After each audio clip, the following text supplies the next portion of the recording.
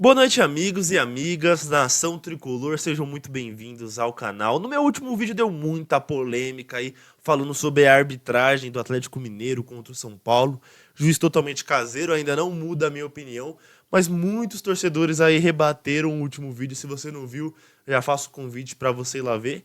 Por incrível que pareça, os comentários foram dominados por torcedores de outros times, né? Então não vi ninguém do São Paulo ali comentando ali pra ajudar, né? Então, se você é São Paulino, se você é tricolor de verdade, já aproveita pra deixar seu like e se inscrever no canal que vai ajudar muito aí. Nunca vê isso? O canal do São Paulo e os torcedores dos outros clubes estão lá comentando e defendendo. Aí é fogo, meu, mas tá bom. Lembrando que eu não sou dono da razão, jamais. Jamais. Então, eu respeito qualquer comentário aí, de aproveite pra deixar o seu. Então vamos lá, pessoal. Primeiro eu vou passar as atualizações gerais aí para vocês sobre o São Paulo. Depois eu vou passar para vocês a escalação que eu acredito que o Zubeldia vai usar e a escalação que eu usaria, como eu sempre faço aí nos últimos vídeos com vocês. E por incrível que pareça, eu não errei uma. Desde o começo do canal eu não errei uma escalação. Então vamos começar com as notícias, falando sobre o Diego Costa. Diego Costa foi vendido para o time da Rússia, já deve estar lá já para assinar o contrato na data de hoje. O São Paulo tem 80% dos direitos econômicos do zagueiro, então deve receber ali em torno dos seus 38 milhões, mas vai por aí. Agora vamos falar um pouquinho sobre o Alexandro. O Alexandro vive um grande dilema recebendo propostas e sondagens de outros times, porém ele gostaria de um contrato um pouco mais longo do que estão oferecendo para eles, e o São Paulo não sabe se ele realmente volta para o Brasil nessa temporada. Então era uma contratação que via ali pontual, que já estava dada como quase certa devido a especulações, altas especulações, que está travada nesse momento e o São Paulo se vê totalmente travado sobre esse negócio. E agora falando um pouquinho sobre o Thiago Mendes, o time em que ele joga está pedindo um absurdo para liberar o jogador, sendo que ele não está mais nem treinando, provavelmente querendo forçar a sua saída do time, tá? Isso depende muito dos dirigentes do clube dele e do staff do jogador, para ver se vai conseguir concretizar essa negociação. São Paulo não consegue pagar muito alto pelo jogador, mas entende que seria um reforço muito pontual. O Zubeldia vê com bons olhos esse reforço. Então eu vou passando mais notícias aí, mas a princípio também está totalmente emperrada essa negociação, que não está nas mãos do São Paulo. Isso que é o complicado. Só para vocês terem uma ideia aí, o time do Thiago Mendes, o Al Rayyan, está pedindo 7 milhões de euros para liberar o jogador. Isso é absurdo, fora de cogitação aí para o São Paulo. Falando sobre o Rames Rodrigues agora retornando ao elenco do São Paulo, o Rames ele treina, ele age normal. Quem não escala, quem opta por não escalar é o técnico Zubeldia. Então, a escalação do Rames ou não, mesmo após essa Copa América, depende exclusivamente do Zubeldia. Obviamente vai depender aí da conversa que ele vai ter, né, do desempenho nos treinos, que vale ressaltar que o Rames Rodrigues não parou de treinar em nenhum momento, né, a não ser aquele momento lá onde ele tinha se afastado do São Paulo, tudo, mas mesmo ele não sendo relacionado, ele segue treinando com o elenco. Então, quem opta por não relacionar é o técnico. Não que eu ache isso ruim ou não, eu estou apenas passando as notícias para vocês. Até porque eu acho que o Rames Rodrigues já deu no nosso elenco. E o São Paulo, então, espera o retorno dele para saber sobre as novidades, sobre propostas e interesses de outros clubes. Né? A princípio, como ele brilhou na Copa América, a diretoria tem muita fé que ele possa ser vendido ou negociado com algum clube tenha interesse. Eu já discordo, eu já acho difícil algum clube querer o Rames agora. Já não queria antes, quando ele estava já sem contrato. Eu acho muito difícil conseguir negociar o Rames, sinceramente. Agora eu vou falar aqui para vocês sobre uma questão que o André Hernan levantou sobre o São Paulo, que é o seguinte. A diretoria de futebol, a comissão, entende que o São Paulo ele tem um elenco para brigar por títulos, tá? Para brigar por títulos. Então, mesmo sem reforços, mesmo sem trazer ninguém, ele acredita que dá para brigar com títulos com o elenco que temos. Eu já discordo disso, e eu vou falar por quê, e é simplesmente um motivo apenas, tá? O São Paulo acredita que, devido aos reforços do início da temporada, não precisa mais reforçar, apenas fazer algumas manutenções no elenco, que seriam muito importantes. Isso eu já concordo com a manutenção. Porém, eu acredito que com esse elenco será muito difícil brigar por qualquer título apenas por um motivo. E o motivo é simples. O motivo é a questão da não renovação de contrato com o Wellington. É por isso que eu acho que um time onde não tem lateral não consegue ganhar nenhum título, não vai ganhar um título, um time sem lateral. E tem muita gente que ainda pede duas contratações de lateral esquerda, um titular, no caso, e um reserva. Por quê? Porque não sabe se ainda o Patrick está pronto para assumir definitivo a reserva. Como titular, ele não está pronto ainda, até porque não tem minutagem em campo. Porém, como reserva, também não é certeza que ele está pronto para assumir essa posição. É muito complicado jogar essa responsabilidade num garoto. Onde a gente vê o Wellington, por exemplo, quando ele assumiu a reserva, ele começou mal. Eu não gostava do Wellington. Eu não gostava do Wellington, achava péssimo. O Reinaldo na época era terrível, eu achava que o Wellington conseguia ser pior que o Reinaldo na época que o Wellington subiu. Então, assim, pra mim era devastador ali o Wellington na reserva na época. Ele conseguiu uma evolução muito grande, ele evoluiu muito o futebol dele, ainda tá longe de ser um jogador ideal, porém, a única questão é, a cabeça do Wellington não está mais no São Paulo Futebol Clube, a cabeça do Wellington está na vida dele, que vai ser na Inglaterra daqui a um tempo, num futuro muito próximo, que eu tenho certeza que é tudo que ele quer é ir agora, tenho certeza disso. Então a gente não pode contar com o Wellington no time e eu bato muito na tecla do que o Lisieiro não é reforço nem aqui, nem na China. Eu não desejo ver o Lisieiro vestindo a camisa do São Paulo nunca mais na minha vida. Esse é o meu desejo, tá? E se ele vestir, eu vou torcer muito por ele, vou torcer muito para que ele calhe a minha boca, mas eu não consigo. Eu não consigo acreditar nisso. Porque o Lisieiro, pra mim, é a cara daquele time do São Paulo que quando saía derrotado, saía dando risada. O Lisieiro, ele para mim representava aquele time, a cara daquele time. Não que ele era o principal motivo disso, não, mas como o Reinaldo, por exemplo, eu não queria que voltasse. Esse tipo de jogador eu não queria que voltasse pro elenco, você me entende? Então, entre o menino lá que tá voltando, que também tá no bid, tá? Lisieiro tá no bid, e o Jackson Mendes. E o Jackson Mendes também está no bid, e eu preferia que ele voltasse do que o Lisieiro. Eu aceito mais o Jackson Mendes do que o Lisieiro, tá? Muito mais. Então é um cara que eu não gostaria de ver no São Paulo. Nada contra o Lisieiro, a família do Lisieiro, a pessoa do Lisieiro, nada contra o Lisieiro, pelo amor de Deus.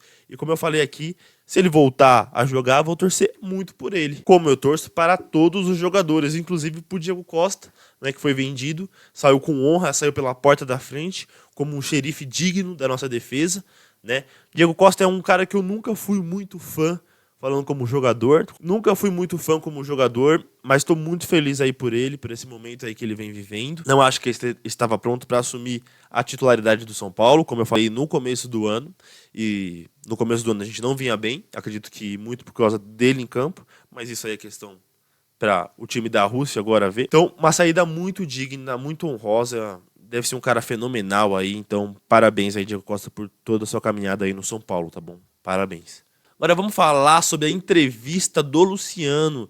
Entrevista do Luciano, que ele falou que gosta do técnico Zubeldia, que o técnico Zubeldia é 200% de energia, corre nos treinos e briga com eles, e não sei o quê. Mas deu pra ver que eles estão muito fechados ali com o técnico, né? Estão muito fechados. Foi uma entrevista muito legal aí, muito legal mesmo, que eu gostei de ver. Eu gostei de ver um pouco mais do Luciano, assim, porque eu gosto muito do Luciano, tá? A gente bate muito no Luciano, bate muito, eu bato muito no Luciano, não passo pano nenhum pro Luciano, só que eu gosto do cara, não tem como, o cara veste a camisa, o cara é um torcedor em campo. Então, pra falar do Luciano aí na temporada, tá? Na temporada, vamos pegar os números deles aqui agora pra vocês. 34 jogos, sendo 28 titular, 12 gols e uma assistência. Vou falar pra você que o número tá bom. O número tá bom. Como segundo atacante ali, podia ter mais assistência, né? Um pouquinho mais de assistência já estaria um nível um pouco mais acima. É o artilheiro do São Paulo na temporada, mas tá muito bom esses números aí. Parabéns aí pela temporada que o Luciano vem fazendo. A parte de reclamação do Luciano, que ele reclama muito,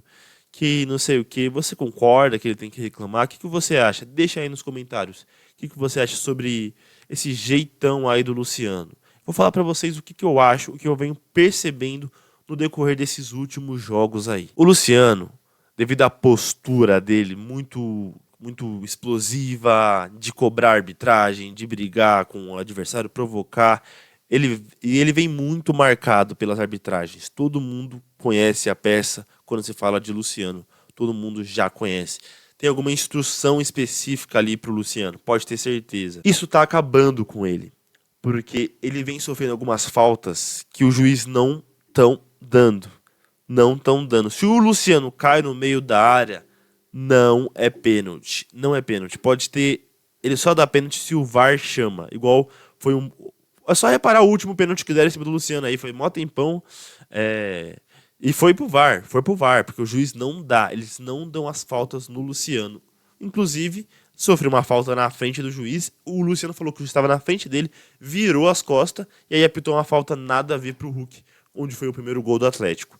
Então isso vem prejudicado muito a questão dele mesmo, né? Dele mesmo, porque se não dão falta para ele, atrapalha o São Paulo, atrapalha os números dele, ele precisa receber algumas faltas, sim, como um jogador de ataque, coisa que não vem acontecendo. Então, por exemplo, uma rasteira que dão no Hulk é falta, e uma rasteira que dão no Luciano não é falta. 2 pesos, 2 medidas, né? Então é isso que estão fazendo muito aí, estão literalmente boicotando aí o Luciano na arbitragem. Eu acho isso um absurdo. Acho um absurdo porque todo jogador tem que ser tratado igual, toda falta é igual, né? Sendo uma falta pro Messi ou uma falta pro Luciano, é falta. Não concordo com essa atitude que estão tomando aí a arbitragem, como eu não concordo com muita coisa que tá rolando aí. Alô, CBF, vamos ajudar aí a gente, pelo amor de Deus. Então acredito que eu consegui passar as notícias bombásticas aí no momento de uma forma mais rápida, sem querer encher muita linguiça aí pra vocês, porque o negócio é assim, papo reto. Agora eu vou passar, como sempre, aí a provável escalação do São Paulo contra o Grêmio, tá? E a escalação que eu acho que deveria ser utilizada. Vamos lá pro quadro da prancheta. Então vamos lá, pessoal. Bora para a escalação aí do jogo que eu acredito que vai ser, que o Zubeldia vai utilizar nesse jogo contra o Grêmio,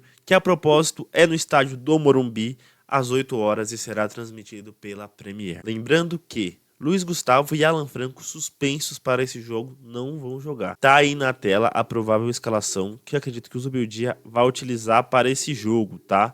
Então começaremos com Rafael no gol, né? Espero que volte de forma aí, por conta da última partida não foi bem. Na direita vamos com Igor Vinícius, acredito eu que não vai utilizar o Rafinha ainda como titular nesse jogo, então Igor Vinícius pela lateral direita, acredito que o Rafinha entre no segundo tempo de novo para ganhar ritmo aí de jogo.